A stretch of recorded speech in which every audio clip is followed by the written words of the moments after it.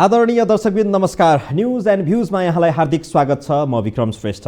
यो टेलिभिजनमा हामी दैनिक रूपमा उपस्थित हुने गर्दछौँ न्यूज एन्ड भ्यूजमा र खास न्यूजमाथिको भ्यूज प्रस्तुत गर्ने गर्दछौँ।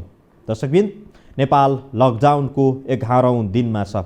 कोरोना भाइरसको संक्रमण 3 महिनाभन्दा बढी भइसक्यो सुरु भएको फैलनका लागि र चीनको हुबै प्रान्तबाट सुरु भएको यो भाइरस युरोपियन देशहरू हुँदै यति बेला नेपालमा पनि प्रवेश गरिसकेको छ। हामी सबैलाई यो अवगत भएको विषय हो। यद्यपि नेपालमा कोरोना भाइरसको संक्रमणको कुरा गर्ने हो भने जुन अरू देशमा तीव्र गतिमा फैलिएको छ, नेपालमा तथ्याङ्कलाई हेर्ने हो भने त्यसरी फैलिएको देखिएको छैन। अहिलेसम्म 6 जना संक्रमितहरू छन् र भन्ने गरिन्छ, विश्लेषण र अनुमानहरू भइरहेको छ कि नेपालमा पर्याप्त रूपमा त्यसको परीक्षण हुन नसक्दा, नेपालमा पर्याप्त रूपमा स्वास्थ्य जाँचहरू हुन नसक्दाखेरि संक्रमितहरू नभेटिएको भन्ने यो आलोचनात्मक टिप्पणीहरू पनि भइरहेको छ। यद्यपि यथार्थमै यस्तै होस्, कमभन्दा कम संक्रमित भेटियोस् र क्षति नहोस्, हामी यो प्रार्थना पनि गर्छौँ, कामना पनि गर्दछौँ। र यो हुँदाहुँदै पनि कोरोना भाइरसको संक्रमण नियन्त्रणका लागि, रोकथामका लागि, उपचारको लागि नेपाल सरकारले जुन खालको प्रयत्नहरू गरिरहेको छ, यसमा केही सराहनीय कार्यहरू त छ, तर प्रशंसा योग्य कामहरूभन्दा आलोचना योग्य कामहरू, विरोध योग्य कामहरू बढी भइराखेको छ। यसतर्फ हामी आम नागरिक, जो सचेत नागरिकहरू छौँ र वर्ग छौँ, यी वर्गबाट सचेत गराउनु पनि जरुरी छ र यो अनिवार्य हाम्रो जिम्मेवारी पनि हो। तसर्थ नेपाल सरकारले कोरोना भाइरसको संक्रमण रोकथामका लागि, नियन्त्रणका लागि, उपचारको लागि मेडिकल सामग्री जो खरिद गर्ने प्रक्रिया अगाडि बढायो, यो प्रक्रिया अवैध भइसकेपछि, यसमा खेलाँची भइसकेपछि, तीव्र आलोचना भएपछि सरकारले आफूलाई पछि हटाएको छ र फेरि यो कार्य नेपाली सेनालाई दिने तयारी गरेको छ अथवा जिम्मा दिइसकेको छ। मन्त्री परिषदको निर्णय हो र यो निर्णयको तीव्र एक ढङ्गले आलोचना पनि भइरहेको छ र सबै काम नेपाली सेनालाई लगाउने हो नि नेपाली सेनाले गर्नुपर्ने काम चाहिँ के त? व्यावसायिक धर्मबाट के अब विमुख हुनुपर्ने हो? यो गम्भीर प्रश्नहरू पनि खडा भइसकेको छ। यी लगायतका विषयहरू यति बेला पेचिलो बनेको छ र आजको न्युज एन्ड भ्यूजमा पनि हामी यिनै विषयहरूलाई प्राथमिकतामा राख्छौँ। सुरुमा नेपाली सेनालाई यो व्यावसायिक आफ्नो उसको काम जिम्मेवारी जे छ त्यो छ नै, त्यो बाहेक यो ठेक्कापट्टाको काममा पनि नेपाली सेना नै गुहार्नुपर्ने अवस्था आउने हो भने यो राज्यमा के विश्वास गर्न लायक नेपाली सेना मात्रै हो? सरकारका अङ्गहरू के विश्वासिलो बन्न नसक्ने हो? विश्वासका आधारहरू गुमाइसकेको हो?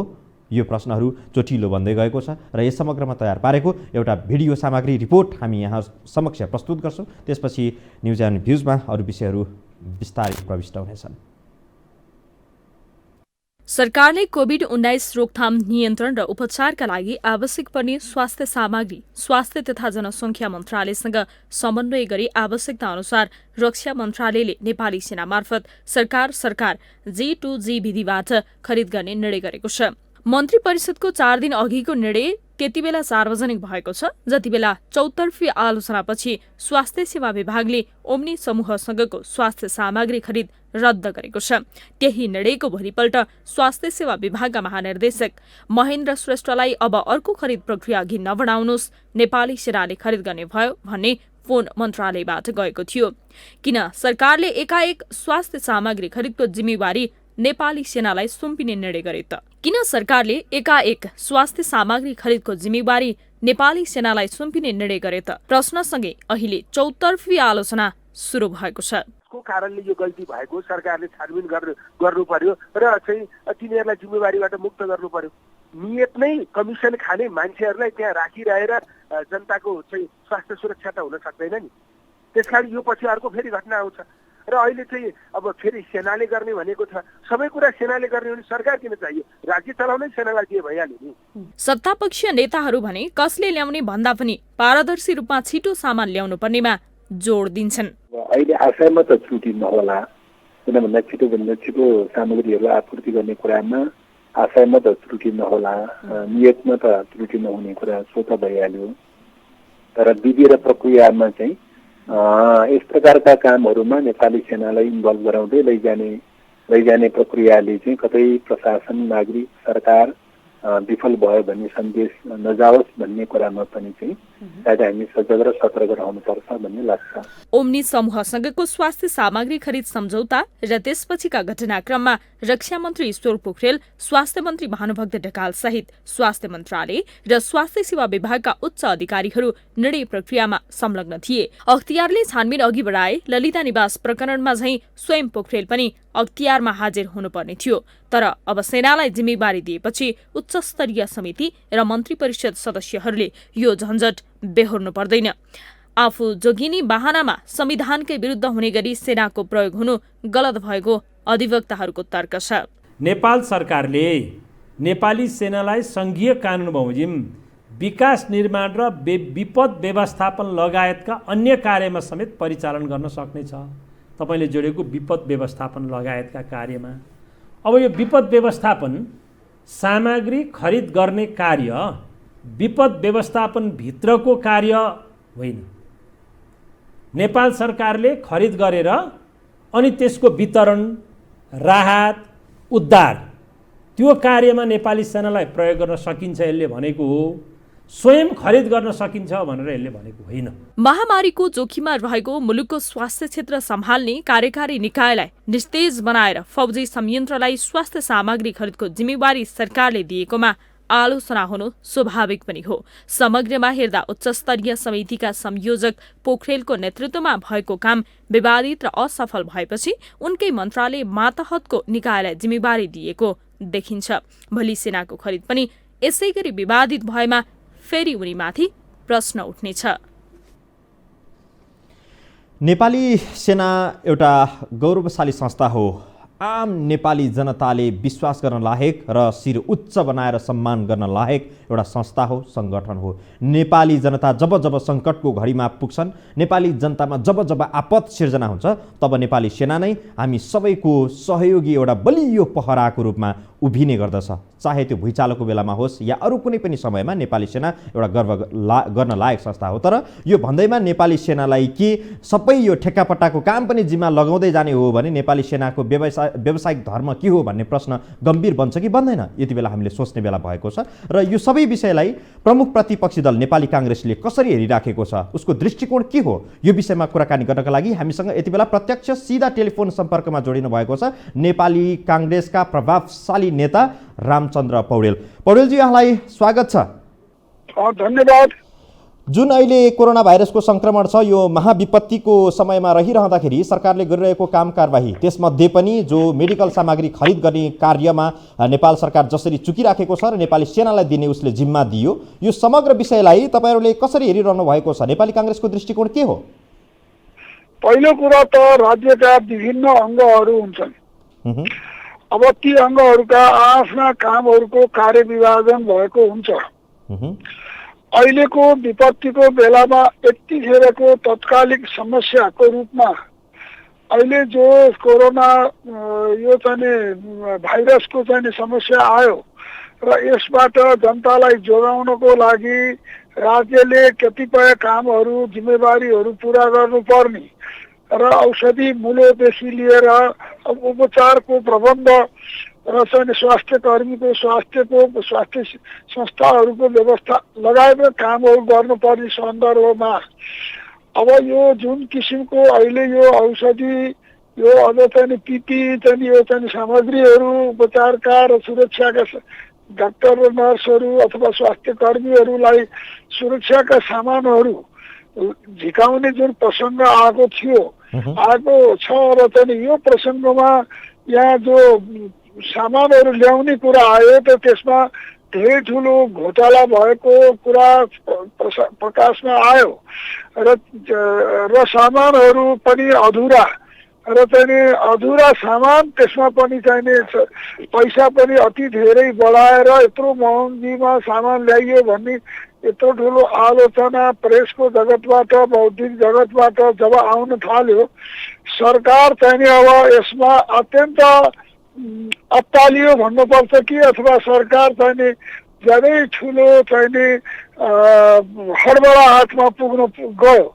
किनभने सरकारको तर्फबाट जो काम गरिएको थियो त्यहाँ कमजोरीहरू भएका थिए, धेरै नराम्रो कमजोरीको देखा परिसकेपछि अब के गर्ने भन्दा सरकारले अहिले चाहिँ नि यो खरिद गर्ने कुरा, अब यो सामग्रीहरू बाहिरबाट ल्याउने कुरा सेनालाई दिने भनेर एकाएक कुरा आयो। त्यही प्रसङ्गमा त्यसभन्दा ठिकै सँगसँगै के आइरहेको थियो भने सरकार टु सरकार गर्ने डिल गर्ने कुरा चाहिँ नि यो त्यति व्यवहारिक र सम्भव भएन, किनभने हामीले टेस्ट गर्दा सरकारमा कुरा मिलिरहेको छैन भनेर मन्त्रीमण्डलमा छलफल पनि भयो र त्यो छलफल अनुसार प्रवक्ताले बाहिर यहाँ चाहिँ घोषणा पनि त्यही गरे, त्यही ल्याए। तर त्यहाँ भित्र चाहिँ फेरि अर्कोतिरबाट प्रधानमन्त्री कहाँबाट सेनालाई दिने भनेर चाहिँ नि निर्णय भएर आएछ। क्याबिनेटमा छलफल एकथोक भयो र चाहिँ नि क्याबिनेटको निर्णय भनेर अर्को बाहिर प्रकाशनमा आएपछि यहाँ मानिसहरूमा अत्यन्त ठुलो प्रश्न यो के भयो भन्ने प्रश्न उठिहाल्यो। र वास्तवमा प्रश्न आज सेनालाई दिन हुने नहुने कुरा, दिन हुन्थ्यो कि हुन्थेन भन्ने कुरा मात्रै प्रश्न होइन, सेनाले झिकाउन हुन्थ्यो कि हुँदैन भन्ने प्रश्न होइन।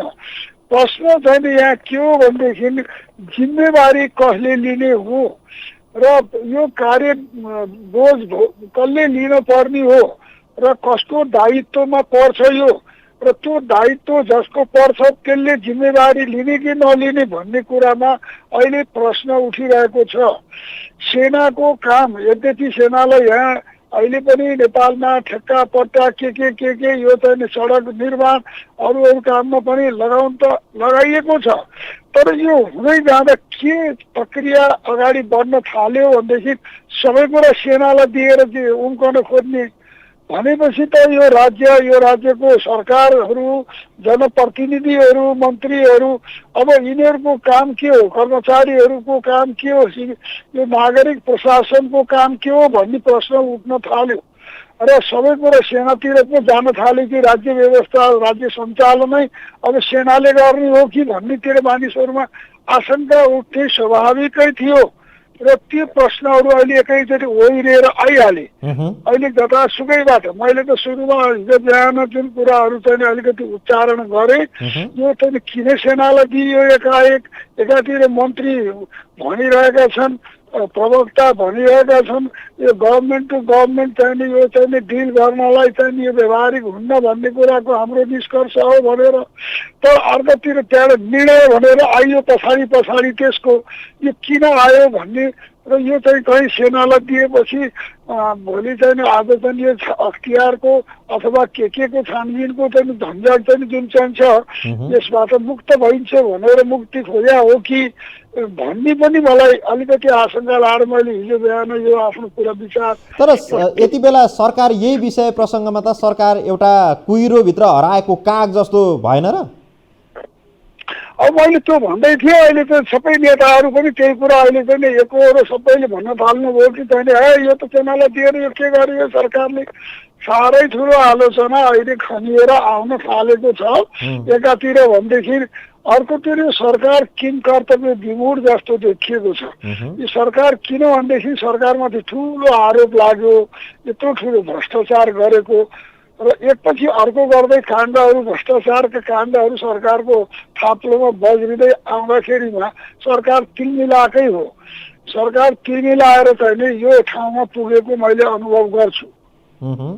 यो तिरमिराएको हो कि अहिले लकडाउनमा सबै घर भित्रै बसिरहेका छन्, यही मौकामा हो गर्ने खाने भन्ने यो मनसायबाट अभिप्रेरित भइराखेको छ सरकार? अब खाने भन्ने कुराको कोसिस त्यहाँ यहाँ हेर्नुहोस्, कमिसन दलालहरू छन्, यहाँ सबै मिलेर यहाँ खाने, लुट्ने, अनि पैसा धेरै जम्मा गर्ने, धेरै पैसा जम्मा गरेर धेरै भोट किन्ने, अनि त्यहाँ सत्ता कब्जा गर्ने, यो चाहिँ जुन चाहिँ प्रति यो डेमोक्रेसीको विरुद्धमा ठुलो षड्यन्त्र यो देशमा दुष्चक्र जो चलेर आएको छ होइन, त्यसैको एउटा अङ्ग पनि हो यो।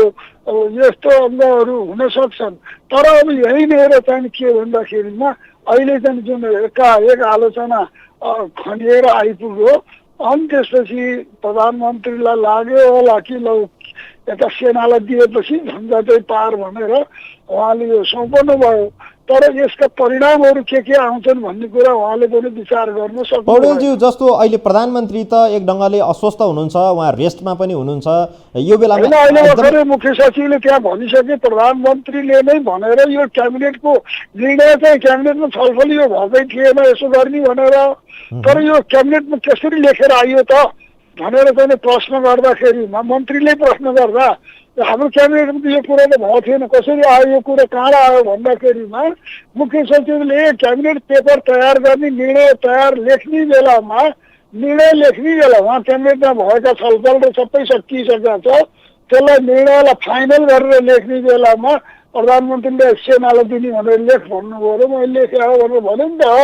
मलाई अझ जोड्न मन लागेको चाहिँ प्रधानमन्त्रीज्यूलाई चाहिँ उपप्रधान तथा रक्षा मन्त्री उपप्रधान तथा रक्षा मन्त्री र स्वास्थ्य मन्त्रीबाट यहाँ अलिक बढी चाहिँ चलखेल भएको हो कि जस्तो आभास भइराखेको छ। तपाईँहरूले कसरी हेर्नु भएको छ यसलाई? अब यो उप प्रधानमन्त्री रक्षा मन्त्री सँगै क्याबिनेट अथवा चाहिँ यो अत्यन्त उच्च स्तरीय समिति के भन्छ यो के अरे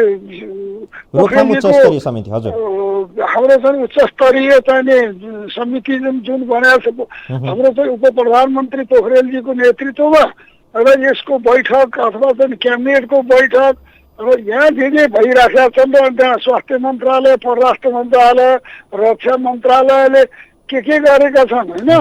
अब यी सबै कुराको त यहाँ धेरै ठुलो खोतल्न कुराकानी चाहिँ यहाँ आउन थाले होइन। ठिक छ, तर यस्तो अवस्थामा चाहिँ राम्रो पर्फर्मेन्स देखाउन नसक्ने मन्त्रीहरूलाई त बर्खास्त गरेर त्यसमा सक्षम व्यक्तिहरू ल्याएर कामलाई फटाफट अगाडि बढाउनु पर्ने होइन र यो बेलामा? होइन, यो कसलाई बर्खास्त गर्ने हो या त एकपछि अर्को गर्दै कस्तो देखिन थाल्यो भनेदेखि त पुरै सरकार त यहाँ कोलाप्स भइसकेको जस्तो देखिन थाल्यो होइन।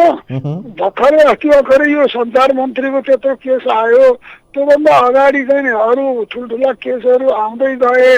अब यो गोकर्ण रिसोर्टदेखि लिएर बालुवाटारका काण्डदेखि लिएर एमसेलका काण्डदेखि लिएर वाइट बडीका काण्डदेखि एकपछि अर्को गर्दै प्रधानमन्त्रीलाई पनि होइन मन्त्री त चोखै छन्, मन्त्री त निर्दोषै छन् भन्दै पनि आउनुभयो, वाइट बडीमा पनि भन्नुभयो, अहिले यो चाहिँ सञ्चार मन्त्रीको केसमा पनि भन्नुभयो, अहिले यसमा पनि भन्नुभएको।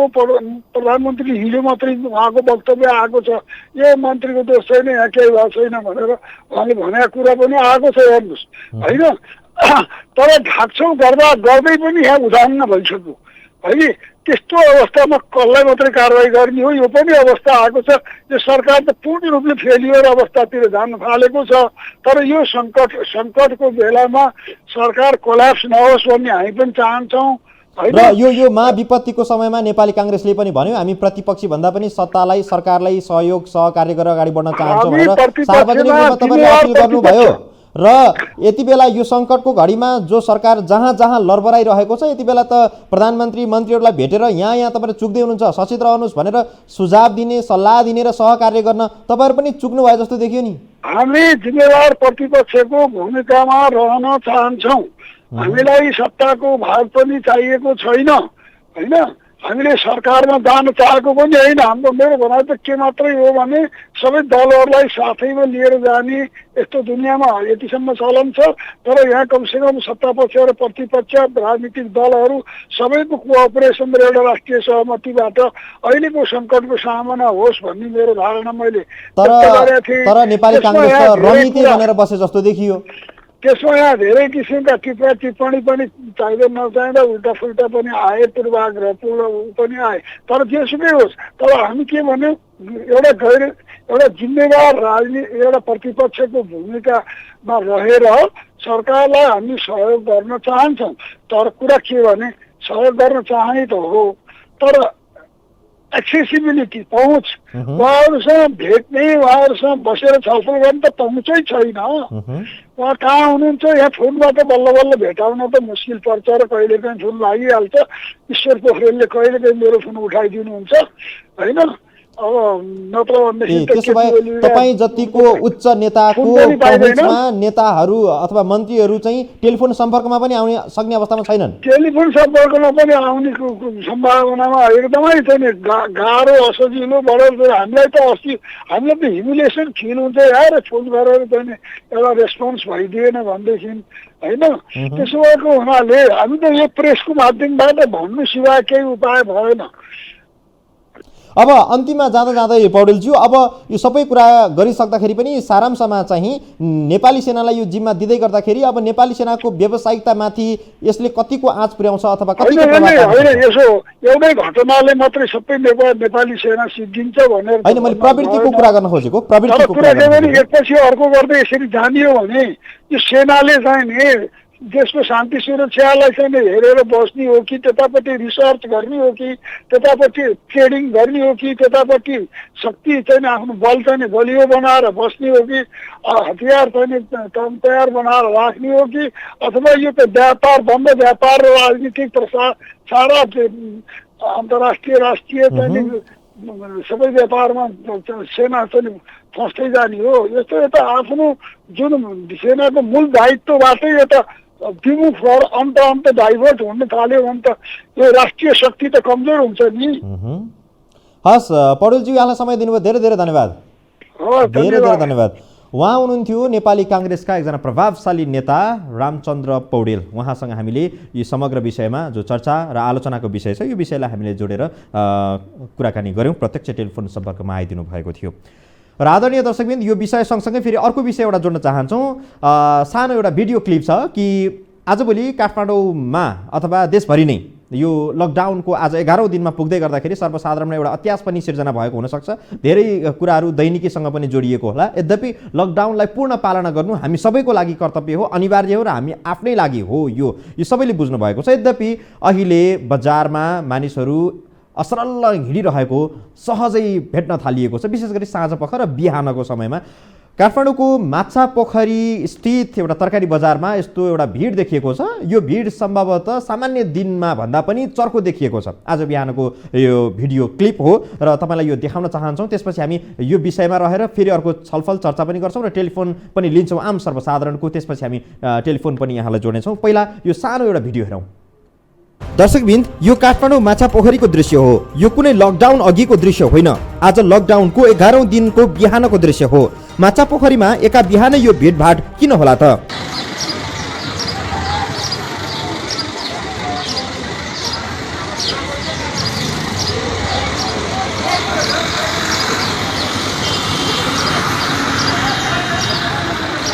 तपाईलाई जानकारी होस्, सर्वसाधारणहरू तरकारी किन्नका लागि लागेको भिड हो। के यस्तै हो त लकडाउन भनेको? के यो कुरा यहाँ आउने नागरिकले बुझ्नु पर्दैन? ठिक हो, दैनिक तरकारी जन्य वस्तु खरिद गर्न सर्वसाधारणलाई सुविधा दिइनुपर्छ, तर यसलाई व्यवस्थित गर्न किन नसकेको होला सरकार? स्थानीय सरकारको भूमिका यही होइन र यसको व्यवस्थापन? अनि प्रहरी प्रशासन के हेरेर बसेको छ त? कोरोना भाइरसको संक्रमण चौतर्फी रूपमा बढ्दै गर्दा लकडाउनको खेलाची यसरी गर्न मिल्छ र? दर्शकबिन्द, यो देखिहाल्नुभयो यो सानो भिडियो। यसले धेरै उदाहरण, धेरै कुराहरू बोल्दछ। काठमाडौँको चित्र पनि बोल्दछ र आम सर्वसाधारणको चित्र पनि बोल्दछ र हामी आफै संयमित हुनुपर्दछ। यो विषयमा हामीले कुराकानी गर्नका लागि काठमाडौँ महानगरपालिकाको त्यहाँको वडाध्यक्षसँग हामीले टेलिफोन गर्ने प्रयास गरेका थियौँ। यो फोन अफ थियो। त्यसपछि प्रतिनिधि सभाका सांसद एवं अहिलेका मन्त्री समेत रहनुभएका शहरी विकास राज्यमन्त्री मानवीर मानन्दर, उहाँसँग पनि टेलिफोन गर्ने प्रयास गऱ्यौँ। उहाँले बोल्न मान्नु भएन र वडाध्यक्षज्यूको फोन स्विच अफ थियो। र यो विषयमा हामी सचेत हुनपर्छ। यो एउटा उदाहरण मात्रै हो। अरू धेरै ठाउँमा सर्वसाधारणहरूको यो खालको उपस्थिति अलिक बाक्लिँदै गएको छ। यति बेला सचेत हुनुपर्छ, हामी संयमित हुनुपर्छ र सकेसम्म तरकारी जन्य विषयहरू किन्नुपर्छ अघि भनिए जस्तै हो, तर त्यसलाई व्यवस्थित गर्नुपर्छ। व्यवस्थित गर्नको लागि स्थानीय सरकार किन? यसैको लागि हो र प्रशासन यसैको लागि हो, प्रहरी प्रशासन पनि यसैको लागि हो। यसतर्फ हामी सबैजना सचेत रहौँ, आफ्नो ठाउँबाट जिम्मेवार भूमिका निर्वाह गरौँ। यी लगायतका अरू विषयमा अब हामी टेलिफोन पनि लिन्छौँ आम सर्वसाधारणको। त्यसको लागि हाम्रो टेलिफोन नम्बर हामी स्क्रिनमा राख्न चाहन्छौँ र स्क्रिनमा देखिएको जुन टेलिफोन नम्बर छ यसमा तपाईँले फोन गरेर हामीसँग प्रत्यक्ष रूपमा सहभागिता जनाउन सक्नुहुन्छ। केही बेर अगाडि हामीले नेपाली काङ्ग्रेसका नेता रामचन्द्र पौडेलसँग पनि कुराकानी गरेका थियौँ। विशेष गरी यो मेडिकल सामग्री खरिद प्रक्रियामा देखिएको जुन अन्यलता छ, विवाद छ र पछिल्लो समयमा नेपाली सेनालाई दिने जुन निर्णय गरेको छ यो विषयमा रहेर कुराकानी गऱ्यौँ। अब हामी कार्यक्रममा टेलिफोन लिन चाहन्छौँ। सर्वसाधारण कोही जोडिनु भएको छ यति बेला प्रत्यक्ष रूपमा हामीसँग टेलिफोनमा तपाईँ पनि गर्न सक्नुहुनेछ देखिएको टेलिभिजनको यो स्क्रिनमा देखिएको नम्बरमा। यति बेला म स्वागत गर्न चाहन्छु। नमस्कार। नमस्कार हजुर। यहाँको शुभ नाम, कहाँबाट को बोल्दै हुनुहुन्छ? हजुर म रामप्रसाद भट्ट। रामप्रसाद भट्ट भन्नुभयो? हजुर हजुर। कहाँबाट बोल्दै हुनुहुन्छ? हजुर म ललितपुरको गोदावरी नगरपालिकाबाट। भन्नुहोस् तपाईँको भन्नु के छ? हजुर अहिलेको यस्तो यो विषम परिस्थितिमा सरकारले जुन पक्ष विपक्ष आफ्नै पार्टीका आफ्नै कार्यकर्ताले गर्नुपर्छ भन्ने जुन क्रियाकलाप देखियो त्यो एकदमै घिनलाग्दो र घृणित काम देखियो। अहिलेको यस्तो विषम परिस्थितिमा सबै भोलिन्टियर सहयोगी विपक्ष सबैजना मिलेर चाहिँ काम गर्नुपर्ने अवस्थामा सरकार एक्लै गर्न चाहन्छ, एकरोले नै डिपी गर्न चाहन्छ। यो एकदमै चित्त बुझ्दो तरिका भएन। हस्, तपाईँलाई धेरै धेरै धन्यवाद। सरकारको क्रियाकलापप्रति धेरै मानिसको यति बेला असन्तुष्टि छ। विशेष गरी नेपाल सरकारले सुरुमा लकडाउन गर्दै गर्दाखेरि नेपाल सरकारको निर्णयलाई मान्नुपर्छ, अपिललाई हामीले स्वीकार गर्नुपर्छ र हामीले यसलाई अगाडि बढाउनुपर्छ भन्ने कुरामा अहिले पनि आम सर्वसाधारणमा दुई मत छैन र नेपाल सरकारको यो अपिललाई स्वीकार गरिरहेको छ। यद्यपि यो बीचमा पनि सरकारले गर्नुपर्ने जुन चुस्त दुरुस्त रूपमा आफ्नो काम कर्तव्य थियो त्यो काममा ऊ विमुख भइराखेको छ। यसतर्फ चाहिँ सर्वसाधारणदेखि लिएर आम सरकारवालाहरूको चासो, चिन्ता र आलोचना बढेको छ नै।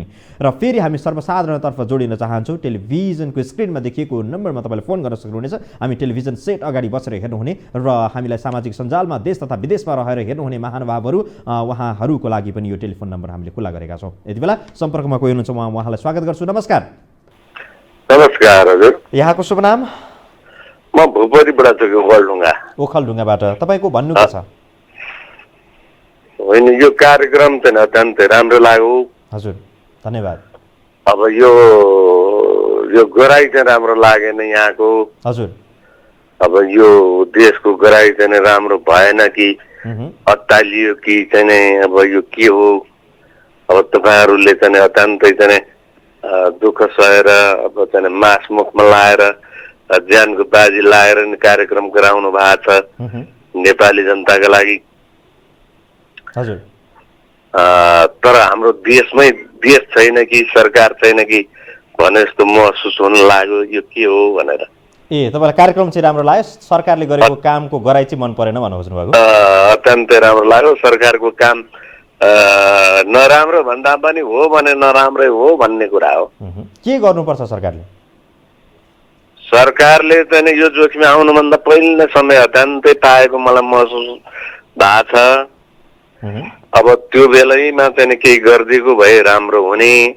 अहिले आपतमा यसो गरेर कतै जुओ गर्न लागेको भए कोरोना त्यतै आयो भने त पैसा कसले खाने भन्ने जस्तो लाग्यो। हस्, तपाईँलाई धेरै धेरै धन्यवाद। हजुर धेरै धेरै धन्यवाद। उहाँ ओखलढुङ्गादेखि हुनुहुन्थ्यो। पक्कै पनि यति बेला नेपाल सरकारले धेरै पहिला गरिसक्नुपर्ने पूर्व तयारी यति बेला आएर हसङ फसङ गरेर गरिरहेको छ। यसमा असन्तुष्टि हो सर्वसाधारणको। किनभने कोरोना भाइरसको सङ्क्रमण सुरु भएको 3 महिना भयो। 3 महिनाको बिचमा यो युरोपेली मुलुक घुमेर नेपाल प्रवेश गर्दै गर्दाखेरिको समयमा समेत हामीसँग आवश्यक पिपी छैन, मेडिकल सामग्री छैन, उपचार गर्नका लागि आवश्यक परीक्षणको लागि किटको समेत व्यवस्था छैन भनेपछि हामी पूर्व तयारीमा कुन हदसम्म पछाडि छौँ, कुन हदसम्म हामीले लापरवाही गरेका छौँ भन्नेको यो ज्वलन्त उदाहरण हो र नेपाल सरकारलाई हामी यसतर्फ सचेत गराउनु जो कोहीको धर्म र कर्तव्य हो। फेरि सम्पर्कमा कोही जोडिनु भएको छ, म उहाँलाई स्वागत गर्छु। नमस्कार। हजुर सर नमस्कार। यहाँको शुभ नाम? मेरो सुरेश कुमार बोल्दै। कहाँबाट बोल्दै हुनुहुन्छ? म जडीबुटीबाट। जडीबुटीबाट? हजुर, म एउटा व्यवसायी छ। म एउटा भन्नुहोस् तपाईँको भन्नु के छ?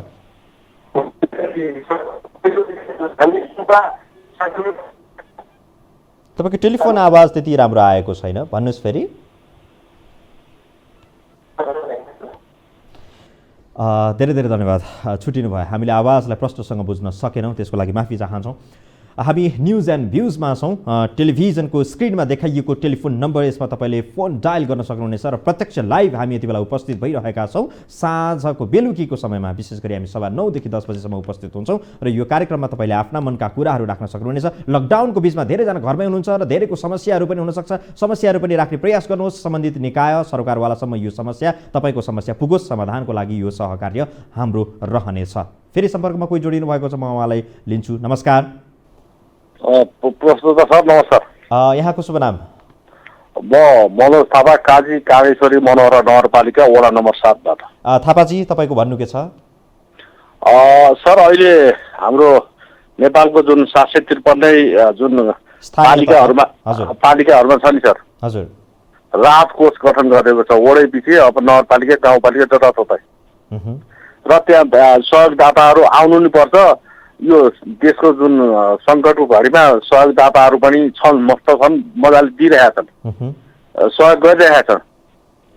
तर सरद्वारा अथवा यहाँको यो टेलिभिजन मार्फत म के भन्न चाहन्छु पालिकाहरूमा भने, जुन सहयोगदाताहरूलाई अथवा सहयोगदाताहरूले यो नगदमा भन्दा तपाईँको यो उपभोग्य सामग्री, दैनिक उपभोग्य जुन प्रयोगमा आउने सामग्री जुन डाइरेक्ट दाताहरू चाहिँ सम्बन्धित पक्षलाई नै दिएदेखि असाध्यै राम्रो हुन्थ्यो सर, होइन? भनेको दाल, चामल, नुन, तेल लगायतको उपभोग्य वस्तु, उपभोग्य गरिब विपन्न वर्गलाई उनीहरूले डाइरेक्ट दिए हुन्थ्यो। तर नगद उनीहरूले वडा अध्यक्षहरूलाई दिन्छन् होइन सर? हजुर, वडा अध्यक्षहरूलाई दिँदाखेरि दुरुपयोग हुने, उहाँहरू जाँड खाने। अब सबै तपाईँको ठेकेदारहरू अहिले गाउँपालिका र नगरपालिकाहरूका चाहिँ प्रतिनिधि भएका छन् सर। त्यो पैसाको दुरुपयोग हुन्छ। त्यस कारणले यो खाद्य उपभोग्य सामग्री जुन दाताहरूले सहयोग गरे हुन्थ्यो भनेर यहाँको यो लोकप्रिय टेलिभिजन मार्फत म जानकारी गराउन चाहन्छु। यो कागेश्वरी नगरपालिकामा यो भइरहेको छ, तपाईँले देख्नु भएको हो?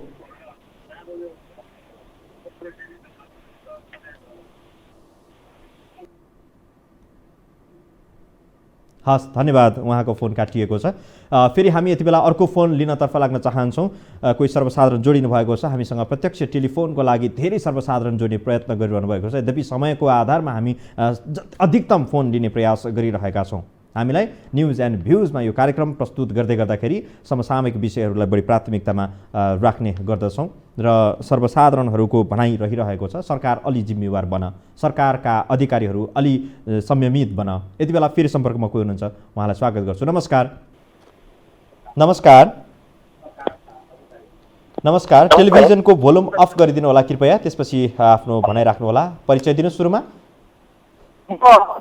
हजुर सर। कहाँबाट को बोल्दै हुनुहुन्छ? म झापाबाट। झापाबाट। शुभ नाम? शुभ नाम? अरुण कुमार दर्जी। हजुर। दर्जीजी, तपाईँको भन्नु के छ झापादेखि? हजुर, त्यो के अरे हाम्रो आज यहाँ राखहरू बाँडियो कि? हजुर। जुन त्यो राख बाँडिने मान्छेलाई चाहिँ बाँडिएन, नबाँडिने मान्छेहरूलाई जस्तो धानहरू छ, खेतीहरू छ, उसैलाई मात्रै बाँडियो क्या। त्यसपछि पक्षपात गरेर बाँडियो। कसलाई बाँड्नु पर्ने राहत कसलाई बाँडियो फेरि भन्नुहोस्? हजुर, राहतमा के भयो? पक्षपात भयो? हजुर, त्यो चाहिँ यहाँ जुन अलिक गरिब छ, निम्न वर्गलाई बाँडिएन कि। अब भन्दै हामी अब के अरे हाम्रो खुसी हो भन्ने कुराहरू भयो। यो कुन नगरपालिकामा कि गाउँपालिकामा? यो कन्कै नगरपालिका। कञ्चन नगरपालिकामा। के स्थानीय तहले अथवा नगरपालिकाले नै वितरण गरेको राहत हो यो? हजुर। र पनि पक्षपात भयो? कसरी? त्यही त, जुन रात पाउनु पर्ने सर मान्छेले चाहिँ पाएनन् कि। जुन अब जस्तो धान छ, जस्तो खेती छ होइन, उसैलाई पाडियो। अब जस्तो केही छैन भने त्यसलाई चाहिँ दिएन। हस्, तपाईँलाई धेरै धेरै धन्यवाद यो गुनासो राखिदिनु भयो। यसरी नै मानिसहरूको जसको पहुँच छ, पहुँचवालाले मात्रै राहत पाउने र साँच्चैकै वास्तविक गरिब विपन्न निम्न आय स्रोत भएका व्यक्तिहरूले राहत नपाउने हो भने यो राहतको के अर्थ रह्यो र स्थानीय तह जनप्रतिनिधिहरूले यो बुझ्नुपर्छ। दर्जीजीले भनेको कुरा यो यदि सत्य हो भने, यो कार्यक्रम हेर्दै हुनुहुन्छ भने जनप्रतिनिधिहरूलाई समेत हाम्रो यो आग्रह हो। स्थानीय तहको मात्रै नभएर प्रदेश अथवा सङ्घ सरकारमा अथवा संसदमा रहेका जनप्रतिनिधिहरूलाई पनि यो आग्रह हामी गर्न चाहन्छौँ। र यति बेला हामी न्युज एन्ड भ्युजमा प्रस्तुत भइरहेका छौँ। टेलिभिजन स्क्रिनमा देखाइएको यो नम्बरमा तपाईँले फोन गर्न सक्नुहुनेछ र यो कार्यक्रममा सहभागिता जनाउन सक्नुहुनेछ। आज बेलुकी साँझपख राष्ट्रपति विद्यादेवी भण्डारीले समेत राष्ट्रको नाममा सम्बोधन गर्नुभएको छ र आम नागरिकलाई सरकारले गरेको अपिललाई मनन गर्दै सहकार्य गर्न र कोरोना विरुद्धको महाअभियानमा यो सहकार्यका लागि सर्वसाधारण आम जनता देशवासीलाई उहाँले अपिल गर्नुभएको छ, आग्रह गर्नुभएको छ। यति बेला फेरि सम्पर्कमा कोही जोडिनु भएको छ, म उहाँलाई स्वागत गर्छु। नमस्कार। हेलो, नमस्कार।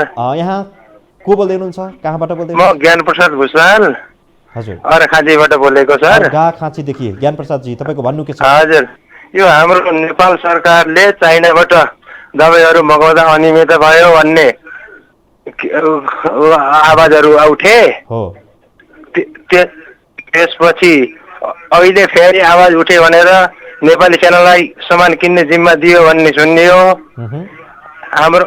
हाम्रो नेपाली सेनाको गौरवशाली इतिहास भएको सेनालाई अहिले व्यापारी बनाउन थाल्यो सरकारले।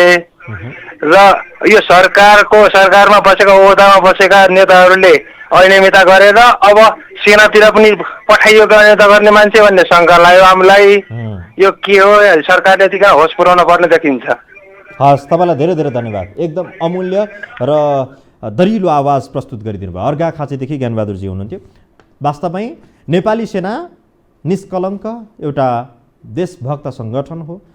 राष्ट्रिय सुरक्षाको विषयमा, सार्वभौम सत्तालाई जोगाउने सन्दर्भमा अथवा आम नेपालीको दुःख र कष्टलाई आफ्नो दुःख अनुभूति गर्दै समाधानमा, उद्धारमा सक्रिय हुने एउटा सङ्गठन हो। त्यसकारण हरेक नेपालीको मन मन्दिरमा उच्च सम्मानसहित बसेको सङ्गठन हो। यो सङ्गठनलाई दूषित नबनाउनका लागि हामी सबैले आफ्नो ठाउँबाट भूमिका खेल्नु पर्दछ।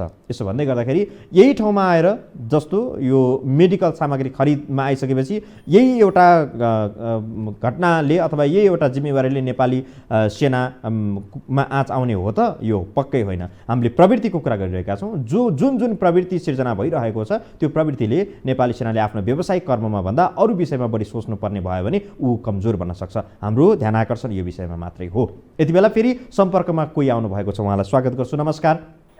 नमस्ते हजुर। कहाँबाट को बोल्दै हुनुहुन्छ? म बुटोलबाट बोल्दैछु हजुर। बुटोलदेखि शुभ नाम फेरि?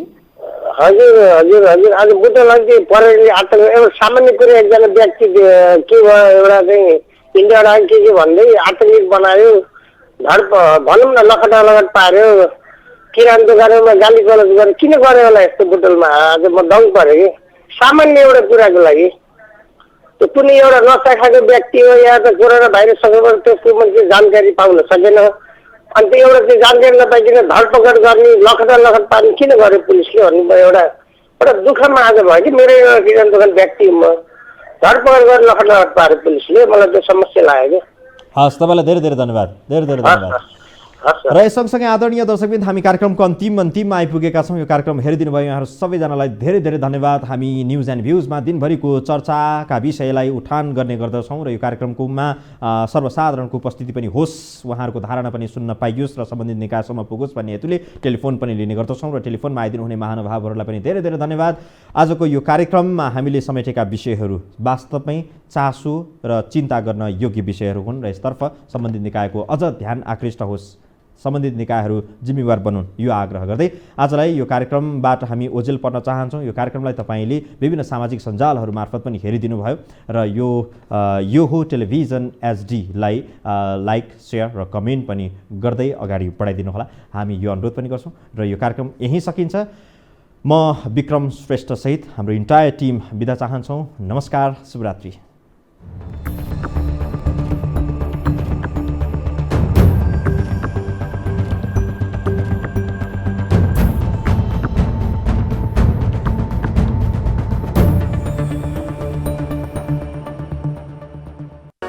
You are watching Yoho Television HD. Stay connected.